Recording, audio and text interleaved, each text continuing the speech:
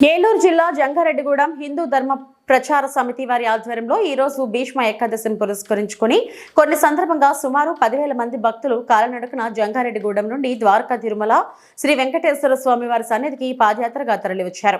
ఈ పాదయాత్రగా తరలివచ్చిన భక్తులకు కొంతమంది దాతలు మార్గ మధ్యంలోని అల్పాహారం, తేనీరు, మంచినీటి సదుపాయాలను ఏర్పాటు చేశారు. ప్రతి సంవత్సరం భీష్మ ఏకాదశి రోజున సుమారు 10,000 మంది భక్తులు జంగారెడ్డిగూడెం నుండి ద్వారకా తిరుమల వెంకటేశ్వర స్వామిని దర్శించుకుంటారని హిందూ ధర్మ ప్రచార సమితి అధ్యక్షుడు మురళి తెలిపారు. ప్రతి సంవత్సరం ఈ కాలినడకన వచ్చి భక్తులకు అల్పాహారం, తేనీరు, మంచినీటి సదుపాయాలను ఏర్పాటు చేస్తామని దొరసానిపాడు గ్రామానికి చెందిన అల్లాడి రాంబాబు తెలిపారు. ఈ భీష్మ ఏకాదశి రోజున కాలినడకన వచ్చి వెంకన్న స్వామిని దర్శించుకున్నట్లయితే ఆయురారోగ్యాలు, అనుకున్న కోరికలు నెరవేరుస్తాయని భక్తులు తెలిపారు.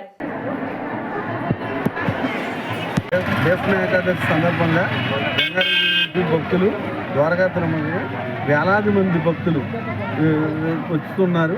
కావున మేము గత 6 సంవత్సరాల నుంచి ఈ స్వామివారి సేవలో దొరసానిపాడు గ్రామంలో మేము ఇలా భక్తులకి సేవ చేస్తున్నామని, ఇలా వేలాది మంది భక్తులతో స్వామివారికి సేవలు అందిస్తున్నామని. హిందూ ధర్మ ప్రచార సమితి వ్యవస్థాపక అధ్యక్షులు అర్జుల మురళీకృష్ణ.